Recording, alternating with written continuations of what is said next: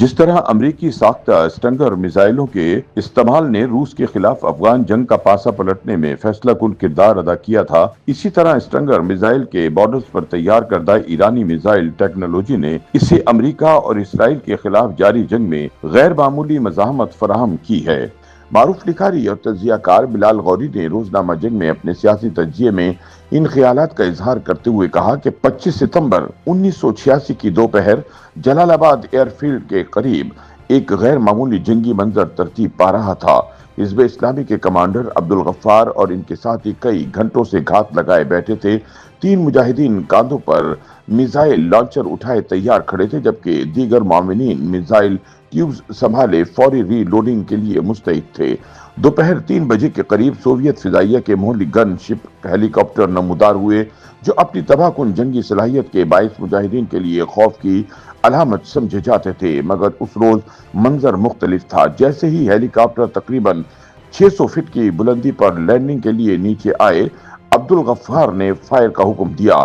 Stinger missile ہدف پر lock کیے جا چکے تھے۔ اللہ اکبر کے نعروں کے ساتھ لمحوں میں 2 ہیلی کاپٹر تباہ ہو گئے۔ فوراً مزید میزائل داغے گئے اور تیسرا ہیلی کاپٹر بھی زمیں بوس ہو گیا۔ یہ واقعہ اس جنگ میں ایک نفسیاتی اور عسکری تبدیلی کا آغاز ثابت ہوا۔ یہ ہتھیار امریکی ساختہ اسٹنگر میزائل تھا، جو اپنے ہدف کے انجن سے خارج ہونے والی حرارت کو شناخت کر کے اس کا تعاقب کرتا اور اسے تباہ کر کے دم لیتا۔ اسٹنگر میزائل کی رینج تقریباً 8 کلومیٹر تک ہوتی ہے اور یہ کم بلندی پر پرواز کرنے والے طیاروں اور ہیلی کاپٹروں کے لیے انتہائی خطرناک سمجھا جاتا ہے۔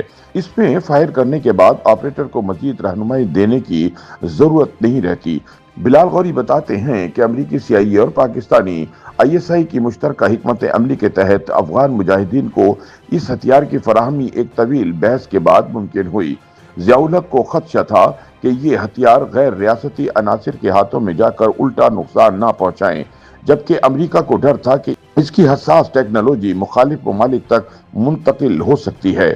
بالآخر 1986 میں یہ فیصلہ کیا گیا اور پاکستانی افسران کو امریکہ میں تربیت دی گئی، جس کے بعد اوجڑی کیمپ میں ایک خفیہ تربیتی مرکز قائم کیا گیا۔ یہاں سے افغان مجاہدین کو اسٹنگر میزائل کے استعمال کی تربیت دی گئی۔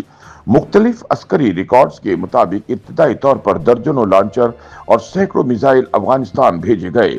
بعد کے مہینوں میں ان میزائلوں کے ذریعے سوویت فضائیہ کو شدید نقصان پہنچا اور ان کی فضائی برتری ختم ہونے لگی۔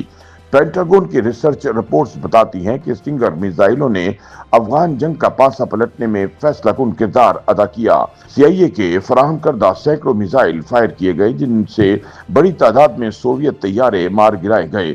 یوں روسی افواج کا مورال بری طرح متاثر ہوا۔ بلال غوری کے مطابق اس پوری کہانی کا سب سے اہم اور دور رس اثر رکھنے والا پہلو وہ واقعہ ہے جس میں یونس خالص گروپ کے مجاہدین اسٹنگر میزائل لے کر ایرانی سرحد کے قریب پہنچ گئے۔ وہاں اسلامی پاسداران انقلاب نے انہیں حراست میں لے لیا۔ اگرچہ بعد میں مجاہدین کو رہا کر دیا گیا، مگر میزائل اور لانچر ایران کے پاس ہی رہ گئے۔ یہی وہ لمحہ تھا جب امریکیوں کے خدشات حقیقت بن گئے اور ان کی جدید عسکری ٹیکنالوجی حریف کے ہاتھ لگ گئی۔ دفاعی ماہرین کے مطابق ایران نے ان اسٹنگر میزائل کا باریک بینی سے تجزیہ کیا، اس کے سسٹم، گائیڈنس میکانزم، ٹیکنالوجی اور پورٹیبل ڈیزائن کو سمجھا اور پھر اسی بنیاد پر اپنے مقامی میزائل پروگرام کو فروغ دیا۔ وقت کے ساتھ ایران نے نہ صرف اس طرز کے زمین سے فضا میں مار کرنے والے میزائل تیار کیے، بلکہ اپنی دفاعی صنعت میں خود کفالت بھی حاصل کر لی۔ آج صورتحال یہ ہے کہ جس ٹیکنالوجی کو امریکہ نے افغانستان میں سوویت یونین کے خلاف مخصوص جنگ جیتنے کے لیے متعارف کرایا تھا، وہی آج اس کے خلاف استعمال ہو رہی ہے۔ ایران کے ڈیفنس ایکسپرٹس نے اسی نوعیت کی ٹیکنالوجی کو جدید خطوط پر استوار کرتے ہوئے اپنے اتحادی گروہوں کو بھی فراہم کیا ہے، جس کے باعث مشرق وسطی میں امریکی اور اسرائیلی فضائی برتری کو چیلنج درپیش ہے۔